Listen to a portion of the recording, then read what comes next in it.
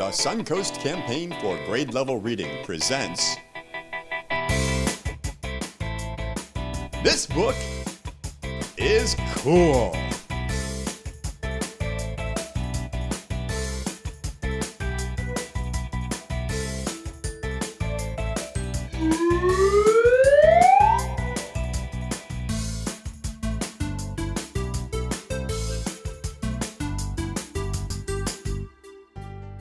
Hello, my friends, and welcome to this webisode of This Book is Cool. My name is Beth Duda, and I'm the director of the Suncoast Campaign for Grade Level Reading. Today, we have a wonderful book to share with you. It's called Stringbean's Trip to the Shining Sea. This book is full of postcards. Here are the postcards and snapshots that Stringbean Co. and his brother Fred sent home to their mother, their father, and their grandfather. They're from the long trip Stringbean made one summer with Fred in Fred's truck with the little house built on the back. We have a very special guest with us today to talk to us about why she thinks this book is cool. With us today, we have Education Officer Nicole Light from the Community Foundation of Sarasota County. Hi, Nicole, how are you? Hi, Beth. I'm great. How are you? I'm doing very well. It's a pleasure to see you. I always like to see my friends, and a pleasure to speak about a book that I thought was enchanting. Very much so. I agree. And it's great to see you, and it's great to be here. And I am so excited that I get a chance to talk about this book. I thought it was lovely and clever and fun and wonderful. And Stringbean has an adventure across the country. And they end up near the ocean. Now, I do want to show the audience what I meant about this book being full of postcards. One of the pages is like the front of the postcard, and then when we turn the page, we actually see the postcard that Fred or Stringbean have written home while they're taking this journey. So the whole story is told through these postcards, which is really clever, I thought. It was like a scrapbook come to life. It was a diary, a journal, and a scrapbook all rolled into one. I especially loved how Stringbean was so accurate in depictions of who he met along the way, to the point where he would use exact dialogue. In quotation marks, this is exactly what this person said, and just trying to keep that, this is really what happened to us. These are all the details of all the things that happened to us along the way. It's an unusual way that they travel. I know if I think about taking a road trip, I think about maybe being in my car, or if I'm going to travel a long distance, I might think about taking a train or maybe even a plane to be able to go someplace. But they traveled in a most unusual way. I loved it. And I loved that they built it themselves. They said, well, what are we going to need? We need a bed and we need to eat. And they just made it themselves. I thought that was super clever. And then they know what they did. So if it breaks down, they could take care of it. And it didn't. I mean, and I love that at some point, Stringbean sleeping while Fred is driving. I mean, that's the luxury, the best way to travel, just to be able to relax and let someone else do all that driving. One of the surprises in the book is that I think whenever we travel, we have to say goodbye to people we love. And certainly Stringbean had to say goodbye to his grandfather and parents and his dog.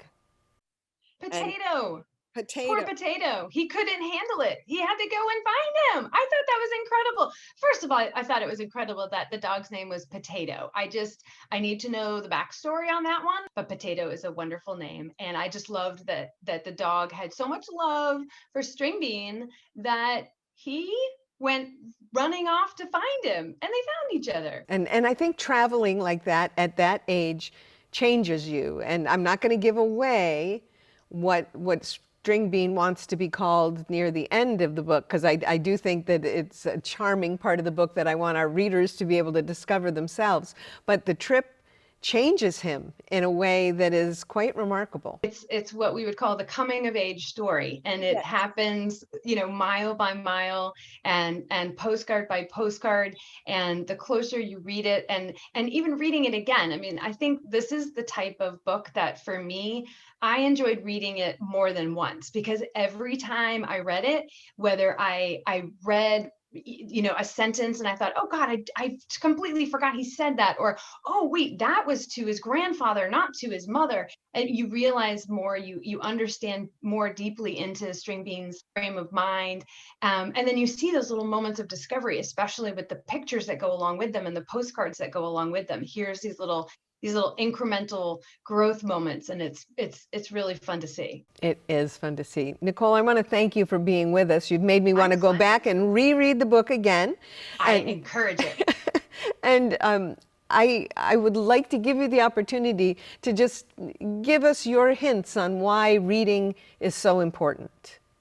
I think especially with this particular book, especially for this age, this book is really also about writing and the journey and the experience of writing your thoughts down, keeping track of what you're thinking and what you see. I'm also a former English teacher as well as a mom. And I really admired that he would edit on the fly. You would see that he had gone back over what he wrote, and he would put a little caret in and then put the word in that he forgot. And that practice is so essential in learning to write and communicate better and tell your story. And it really shows you the relationship of how reading and writing really go hand in hand. You become a better writer when you're also doing lots of reading. I'm going to keep that as something that I will tell others. So thank you for that wisdom. You're welcome. My pleasure. Okay, well, thanks so much for being with us, and I look forward to seeing you again very soon. You too. Okay, bye. Bye. Bye. Talking to Nicole is like talking to an expert. She was an English teacher, that's like a language arts teacher, and a mom, and now she's an education officer with a foundation in Sarasota, so she's got a lot of knowledge to share. And our author, Vera B. Williams, has a lot of knowledge to share as well, and she put some wonderful words in her book that are going to be terrific in our word bank. The first word for our word bank is the word midwife. Midwife, that's a person who helps a woman give birth. Our next word is the word trekked. Trekked. That means to travel or to go on a long or difficult journey. Our next word is the word physician. Physician. That's a word that means someone who is qualified to practice medicine. You might have heard the word doctor. A doctor is a physician. Our next word is the word phantom. Phantom. That means an unreal figure, kind of like a ghost. The next word for our word bank is the word signature. Signature. That means the unique way that someone writes their name. That's their signature. And the final word for our word bank is the word roamed. Roamed. And that means to travel or move around without a plan. Stringbean and his brother Fred took a cross-country trip. Have you ever thought about taking a cross-country trip? I wonder where you'd like to go. One of the ways you can plan a trip is to take a map and figure out where are the places that you'd like to visit. And you can put those places on your map, and then you can make your path on where you'd like to travel. So this one, we started in Sarasota, Florida, and we'd like to travel to Nashville, Tennessee, to go to a place called the Grand Ole Opry. And next, our next stop would be to go from Nashville, Tennessee, all the way to Boise, Idaho. And in Boise, Idaho, we would go hiking with some members of our family. And then we'd go from Boise, Idaho, to Phoenix, Arizona. And the reason why we want to go to Phoenix, Arizona is to find a cactus that's taller than me. And I'm told in Phoenix, Arizona, I could find a cactus that is taller than me. Now, you could plot out your own trip. And in the activity book that goes along with this book is cool, there's a map of the United States of America. And you could put on the places that you'd like to visit and make your own path.